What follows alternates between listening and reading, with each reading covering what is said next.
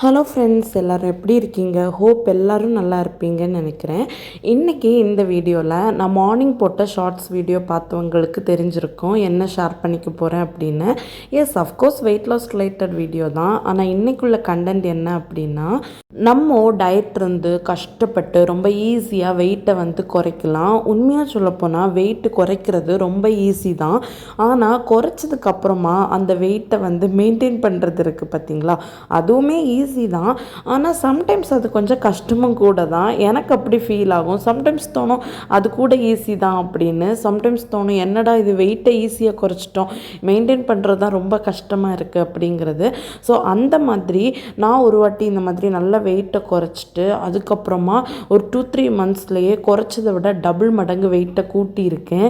அது எதனால், அதுக்கப்புறம் வெயிட்டு மறுபடியும் லாஸ் பண்ணது பிறகு அது கூடாமல் நான் எப்படி மெயின்டைன் பண்ணி அப்படியே அதில் வச்சுருந்தேன், அதுக்கு எனக்கு ஹெல்ப்ஃபுல்லாக இருந்தது என்னது அப்படின்னு 2 எக்ஸ்பீரியன்ஸுமே எனக்கு இருக்குது. ஸோ அந்த என்னோடய பர்சனல் எக்ஸ்பீரியன்ஸை வச்சு தான் இந்த வீடியோவில் நம்ம சூப்பராக ரொம்ப அழகாக வெயிட்டை குறைச்சதுக்கப்புறமா அந்த வெயிட்டை அடுத்து கூடாமல் நம்ம அதை அப்படியே மெயின்டைன் பண்ணி எப்படியெல்லாம் வச்சுருக்கலாம், அதுக்கு எந்த மாதிரியெல்லாம் ஃபுட் எடுத்துக்கலாம், எந்த மாதிரி நம்ம டெய்லி லைஃப் ஸ்டைல் ரொட்டீனை மாற்றிக்கிட்டோன்னா அது மெயின்டைன் ஆகி சூப்பராக இருக்கும் அப்படிங்கிறதான் இந்த வீடியோவில் பார்க்க போகிறோம். அண்ட் நேற்றுக்கு நம்ம போட்ட லாங் வீடியோவில் நம்ம 60 நாள் வெயிட் லாஸ் சேலஞ்ச் ஃபாலோ பண்ணுறதுக்கு எந்த மாதிரி டயட் பிளான் பண்ணியிருக்கேன் அப்படிங்கிறத நேற்றுக்கு உங்கள் கூட ஷேர் பண்ணியிருந்தேன்.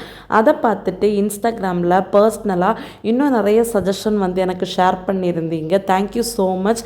கண்டிப்பாக நான் எல்லாமே என்னோடய டயட்டில் இம்ப்ளிமெண்ட் பண்ணுவேன். கண்டிப்பாக அதை நான் உங்கள் கூட ஷேரும் பண்ணிப்பேன். பட் எனக்காக என் மேலே கன்சென்ட் எடுத்து நிறைய சஜஷன் ஷேர் பண்ண உங்கள் எல்லாருக்கும் தேங்க்யூ ஸோ மச். அண்ட் உங்களுக்கு இதே மாதிரி நான் யூடியூப்பில் அப்லோட் பண்ணுறேன் வீடியோ ரிலேட்டடாக ஏதாச்சும் பர்சனலாக ஷேர் பண்ணணும் அப்படின்னா கண்டிப்பாக என்னோடய இன்ஸ்டா ஐடி யூஸ் பண்ணிக்கோங்க. அதோட லிங்கை நான் டிஸ்கிரிப்ஷன் பாக்ஸில் கொடுக்குறேன்.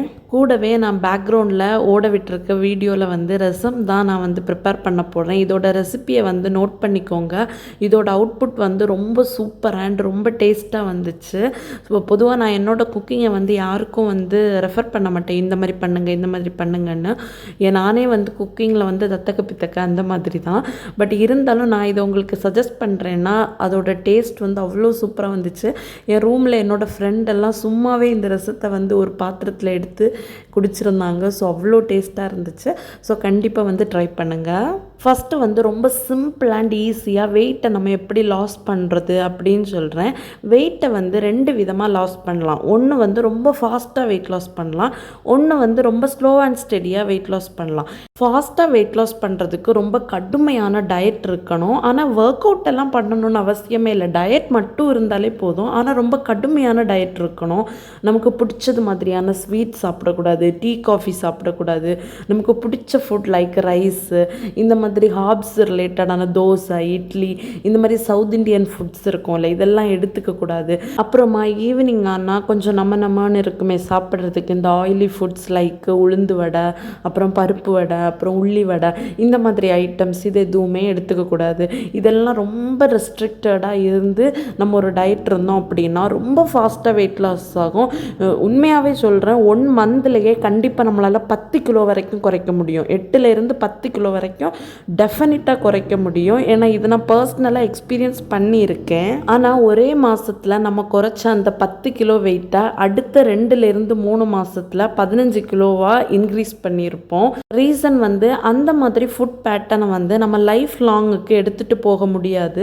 டயட் இருக்கிறது வரைக்கும் ஃபாலோ பண்ணலாம், ஏன்னா டயட் இருக்கும் அப்படிங்கிற ஒரு ரீசன் அங்கே இருக்குது. அதுக்கப்புறம் லைஃப் லாங் எதுக்கு நம்ம அந்த ஃபுட் சாப்பிடணும் அப்படின்னு வரும்போது நமக்கே ஒரு ஸ்டேஜுக்கு மேலே போதும்பா டயட் அப்படின்னு ஸ்டாப் பண்ணிவிட்டு நம்மளோட நார்மல் ஃபுட் என்னது அந்த ஃபுட்டுக்கு நம்ம மாறிப்போம். ஸோ அந்த மாதிரி ஆகும்போது நம்மளால் அதை கன்சிஸ்டன்சியாக இருக்க முடியாது. திரும்பவும் பாடி பழைய வெயிட்டுக்கே போக ஆரம்பிக்குது. ஆனால் ஸ்லோ அண்ட் ஸ்டெடி வெயிட் லாஸில் பார்த்தீங்கன்னா ஃபுட் ரெஸ்ட்ரிக்ஷன் இருக்கும். ஆனால் எல்லா ஃபுட்டையும் இவ்வளோ கடுமையாக ரெஸ்ட்ரிக்ட் பண்ணுற மாதிரி இருக்காது. ஒரு சில ஃபுட்டை மட்டும்தான் ரொம்ப ஸ்ட்ரிக்டாக ஸ்ட்ரிக்டாக ரெஸ்ட்ரிக்ட் பண்ணுற மாதிரி இருக்கும். ஒரு சில ஃபுட்டை வந்து ஓரளவுக்கு குவான்டிட்டி மட்டும் கம்மி பண்ணி நம்ம எடுத்துக்கிறது மாதிரி தான் இருக்கும்.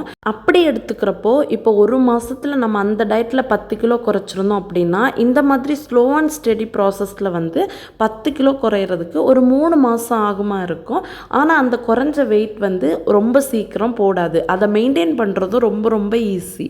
ஏன் மெயின்டைன் பண்ணுறதும் ஈஸி அப்படின்னா, நம்ம இப்போ ஃபாஸ்ட்டாக வந்து வெயிட் குறைச்ச இடத்துல ஃபுட்டை வந்து கன்சிஸ்டன்சியாக கீப்பப் பண்ணி மெயின்டைன் பண்ணுறது ரொம்ப கஷ்டம். அது பாசிபிளான விஷயமும் இல்லை.